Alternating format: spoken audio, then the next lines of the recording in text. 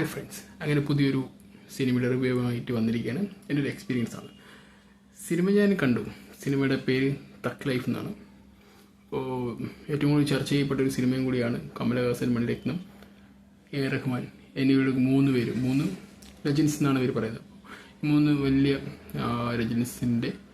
ലെജൻസിൻ്റെ ഒരു സിനിമ വരുന്നു. അപ്പോൾ അത് നമ്മൾ പ്രേക്ഷകർ എക്സ്പെക്റ്റ് ചെയ്യുന്നതിനേക്കാളും കൂടുതൽ അതിൻ്റെ ആസ്വാദനവും അതിൻ്റെ ക്രിയേറ്റിവിറ്റിയും അതിൻ്റെ ഫിലിം മേക്കിംഗ് എല്ലാം തന്നെ വ്യത്യസ്തമാവുമെന്നാണ് പൊതുവുള്ള ധാരണ. അത് തന്നെയൊക്കെയാണ് ഈ കഴിഞ്ഞ കുറേ ആയിട്ടുള്ള ഇതിൻ്റെ ഈ പ്രസ് മീറ്റും ഈ സിനിമയുടെ പ്രൊമോഷനുമായി ബന്ധപ്പെട്ട് എല്ലാത്തിലും ഒരു പടം നടക്കുന്നത്. പക്ഷേ സിനിമ കണ്ടിറങ്ങിയപ്പോൾ എൻ്റെ അഭിപ്രായം പറയാം, എനിക്കത് ഒന്നും വർക്കായില്ലെന്ന് പറഞ്ഞാൽ ഒന്നും വർക്കായിട്ടില്ല. കാരണം ഒരു മിനി നമ്മുടെ ഇന്ത്യൻ 2 എന്ന് പറയില്ലേ, അതാണ്. സപ്പോസ് ഇതൊരു ഇന്ത്യൻ 2 കമ്പയർ ചെയ്യുകയാണെങ്കിൽ ഇന്ത്യൻ 2 ഒക്കെ എത്രയോ ബെറ്റർ എന്ന് പറയുന്ന രീതിയിലേക്ക് പോയി എന്ന് പറയുള്ളൂ. കാരണം എന്തിനാണ് ഈ സിനിമ എടുത്തെന്ന് ചോദിച്ചു കഴിഞ്ഞാൽ എനിക്ക് മനസ്സിലായിട്ടില്ല. എന്നാൽ വെറുതെ ഇവർ മൂന്നുപേരും കൂടി ചേർന്നൊരു എൻ്റർടൈൻമെൻ്റ് ആണോ ഉദ്ദേശിച്ചതെങ്കിൽ നോ ഐഡിയ. പക്ഷെ സിനിമ ഒരു നമുക്ക് ഫസ്റ്റ് ഹാഫൊക്കെ നമ്മളിങ്ങനെ കുറച്ചൊക്കെ പിടിച്ചിരുത്തും. അതിൻ്റെ ഒരു ക്രിയേറ്റിവിറ്റിയും അതിൻ്റെ ഒരു ഫിലിം മേക്കിംഗ് ഒക്കെ നല്ല രസമാണ്. പക്ഷെ ബാക്കി കഴിഞ്ഞ് പോയി കഴിഞ്ഞാൽ പിന്നെ അങ്ങനെ എന്തൊക്കെയോ കാട്ടി എന്തെന്നോ കാണിക്കുന്നു. ഇപ്പം നമ്മളെന്താ പറയുക, എന്തെന്തൊക്കെയോ പിന്നെ കാണിക്കുന്നു. പ്രാന്ത് കാണിക്കില്ലേ, അമ്മാതിരി സാധനം.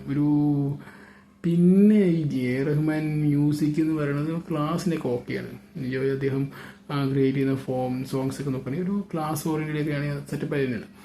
മാസിലും ചെയ്തിട്ടുണ്ട്. പക്ഷേ ഇപ്പോൾ കുറേ ആയിട്ട് അദ്ദേഹത്തിന് ക്രിയേറ്റീവ് അത് വലിയ ഇപ്പം നമ്മുടെ അനിരുദ്ധിനെയൊക്കെ പോലുള്ള ഒരു എക്സ്ട്രാ ഓർഡിനറി ബീജിയം ഉണ്ടല്ലോ, എന്താ പറയുക, ഒരു ആക്ഷൻ സീൻസ് ഒരു എലിവേറ്റ് ചെയ്യാൻ പറ്റിയ സീൻസുള്ള ഒരു മ്യൂസിക് സിസ്റ്റം അല്ലെങ്കിൽ ആ ഒരു ഹോറ ഉണ്ടല്ലോ, അത് കൊണ്ടുവരാൻ ചിലപ്പോൾ ഇദ്ദേഹത്തിന് പറ്റിയിട്ടില്ല.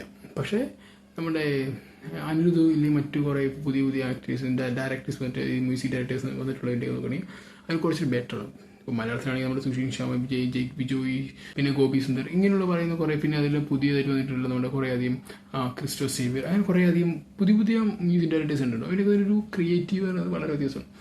ഇനി മലയാളത്തിന് കമ്പയർ ചെയ്യുന്നില്ല, ബട്ട് ഇങ്ങനെ കുറേ ആളുകളുണ്ട്. പക്ഷെ തമിഴിൽ എനിക്ക് അത്രയും ക്രിയേറ്റീവ് ആയിട്ടുള്ള ഒരു എക്സ്ട്രാ ഓർഡിനറി ബീജിംസ് കൊണ്ടുവന്ന് ഞാൻ അനിരുദ്ധയിലുണ്ട് വേറെ ഒന്നും കണ്ടിട്ടില്ല. പിന്നെ തമൻസൊക്കെയാണുള്ളത്. അങ്ങനെയാണ് തമൻ എന്ന് പറയുന്നത് തെലുങ്കിൽ വരുന്ന ആളാണ്.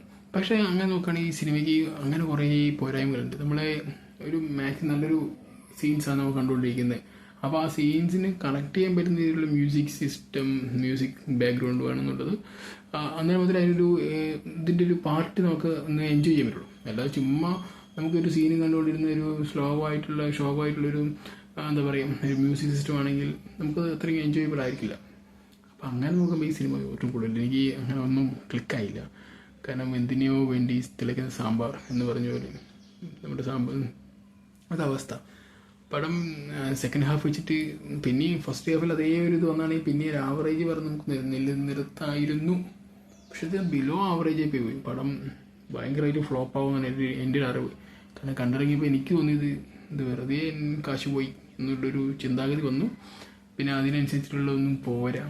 പിന്നെ എന്താ പറയുക, ആക്ഷൻ സീൻസ് പിന്നെയും ഓക്കെയാണ്, വലിയ കുഴപ്പമില്ലാണ്ട് ആക്ഷൻ സീൻസ് ഉണ്ട്. പക്ഷെ അതിലൊന്നും വലിയ കാര്യമില്ല. പക്ഷെ സിനിമയിൽ ഒരു ചുക്കുമില്ലാണ്ട് നമ്മളെങ്ങനെ വെറുതെ മണിരത്നം പറഞ്ഞ കുറേ ഫ്രെയിംസ് കിട്ടിയിട്ടൊന്നും കാര്യമില്ലല്ലോ. പക്ഷെ പടം അത്രയും വർക്ക് ചെയ്യാതെ ഇടത്തോളം കാലം നടക്കില്ല. എൻ്റെ ഒറ്റയ്ക്ക് പറയുകയാണെങ്കിൽ പടം കൊള്ളത്തില്ല എന്ന് തന്നെയാണ് പറയാം. രണ്ടാമത്തെ കാര്യം, ഔട്ട്ഡേറ്റഡ് ആയിട്ടുള്ളൊരു ക്രിയേറ്റീവ് ആയിട്ടാണ് മണിരത്നം വന്നിരിക്കുന്നത്. ഒരു ഔട്ട്ഡേറ്റഡ് ആയിട്ടുള്ളൊരു എ റഹ്മാൻ്റെ മ്യൂസിക്കും ചിലപ്പോൾ ഇതൊരു ഈ നായകൻ പോലെയൊക്കെ പിടിക്കാൻ നോക്കിയതായിരിക്കാം. എന്ന് വെച്ചാൽ ആ ഒരു മെല്ലെ സ്ലോ ബേസ് കൊണ്ടുപോയിട്ട് പിടിച്ചിങ്ങനെ കൊണ്ടുവരും അങ്ങനെ. പക്ഷേ അത്രയും അതിലൊക്കെ ഇമോഷൻ പെട്ടെന്ന് വർക്കൗട്ട് ആയിട്ടുണ്ട് നായകൻ പോലെ സിനിമ. പക്ഷെ ഇതിൽ അങ്ങനെ ഇമോഷനൊന്നും കണക്റ്റ് ആവുന്നില്ലെന്നേ. നമ്മൾ കുറച്ച് പ്രേക്ഷകർ എന്ന നിലയിൽ നമ്മൾ കുറച്ചുകൂടി അപ്ഡേറ്റ് ആയിട്ടുണ്ട്. എന്ന് വെച്ചാൽ നമ്മൾ പല സിനിമകളും കാണുന്നുണ്ട്. OTT ഒരു പ്ലാറ്റ്ഫോമൊക്കെ വന്ന കാര്യം നമ്മൾ ഇൻ്റർനാഷണൽ ഫിലിംസിൻ്റെ ഒരു കടന്നുകയറ്റം കുറച്ച് കൂടുതലാണ്. അപ്പോൾ അങ്ങനെയുള്ള സിനിമസ് കണ്ടിരിക്കുന്നത് നമുക്ക് ഇതൊരു കോളിവുഡ് ആണെങ്കിലും ഇല്ലെങ്കിൽ മോളിവുഡ് ആണെങ്കിലും ഇതൊരു ഹോളിവുഡ്, കോളിവുഡ്, മോളിവുഡ്, ടോളിവുഡ്, അങ്ങനെ കുറേ വുഡുകളുണ്ടല്ലോ. അത് ഏത് സിനിമ നമുക്ക് കാണും. പക്ഷെ അതിൽ നമുക്കൊരു വ്യത്യസ്തത വന്നില്ലെങ്കിൽ നമ്മൾ വ്യത്യസ്തമായിട്ട് വന്നില്ലെന്ന് പറയാൻ പറ്റുള്ളൂ. പക്ഷെ അങ്ങനെ നോക്കുമ്പോൾ ഈ സിനിമ ഏറെക്കുറെ ഒന്നിനും കൊള്ളില്ല എന്നുള്ള ലെവലിലെത്തി. എന്തായാലും ഇന്ത്യൻ 2 പിറക്കാതെ മകൻ എന്ന് പറയാൻ പറ്റില്ലല്ലോ. ഇന്ത്യൻ 2 പിറത്ത മകൻ അങ്ങനെ പറയാൻ പറ്റുള്ളൂ. പടം സിംബു അത്യാവശ്യം ഓക്കെ ആയിരുന്നു. സിംബുവിന് വലിയ ഇതൊന്നും ഇല്ലെങ്കിലും സിംബുവിൻ്റെ കാര്യത്തിൽ ഓക്കെയാണ്. പക്ഷേ സിംബുയുടെ ക്യാരക്ടർ ചെയ്തത് നമ്മുടെ ദുൽഖർ സൽമാനായിരുന്നു.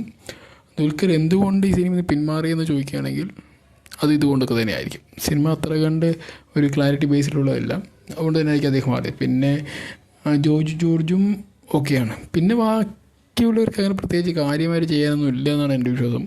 കാരണം സിംബു പിന്നെയും ഓക്കെ ആയിരുന്നു. ചില സമയങ്ങളൊക്കെ നമുക്ക് ഫീൽ ചെയ്യാമായിരുന്നു ഈ കമൽഹാസനും നമ്മുടെ സിംബുവും കൂടി നിൽക്കുന്ന ഒരു ചില സീൻസൊക്കെ കാണുമ്പോൾ കമൽഹാസൻ്റെ ചില എക്സ്പ്രഷൻസ് മറ്റൊന്നും സിംബുവിന് പിടിച്ച് നിൽക്കാൻ പറ്റുന്നില്ല എന്നുള്ള ലെവലിലേക്ക് വരുന്ന ഈ പതറിപ്പോന്നൊക്കെ പറയില്ലേ, ആ ലെവലിലേക്കുള്ളൊരു അതൊന്നും ഫീൽ ചെയ്യാൻ പറ്റും സിനിമ കാണുമ്പോൾ. അത്രയും വലിയ ബിഗ് സ്ക്രീനിൽ കാണുമ്പോൾ നമുക്ക് മനസ്സിലാക്കാൻ പറ്റും. ബാക്കി എല്ലാത്തിനും ഓക്കെയാണ്. എന്തായാലും ദുൽഖർ ഈ സിനിമയിൽ നിന്ന് രക്ഷപ്പെട്ടത് വളരെ നല്ല കാര്യമായിട്ടാണ് എനിക്ക് തോന്നിയത്. എന്തായാലും അദ്ദേഹമാണ് ഈ സിംബുയുടെ ലിംഗ് എസ്ട്രിയയുടെ ക്യാരക്ടർ ചെയ്യാനിരുന്നത്. എന്തായാലും പോയതിൽ വളരെ സന്തോഷമുണ്ടെന്ന് ഇപ്പോൾ തോന്നുന്നു. സിനിമ വർക്കാവില്ല എന്ന് മനസ്സിലാക്കിക്കൊണ്ട് തിരിച്ചു പോയതായിരിക്കാം നമ്മുടെ ബൊറോസിൽ നിന്ന് പൃഥ്വിരാജ് പിന്മാറിയ പോലെ. എൻ്റെ അറിവിൽ വലിയ എൻജോയബിൾ അല്ല. നിങ്ങളെന്തായാലും കണ്ടു നോക്കൂ, കണ്ടിട്ട് നിങ്ങളുടെ അഭിപ്രായം രേഖപ്പെടുത്തൂ. Okay, bye bye, see U.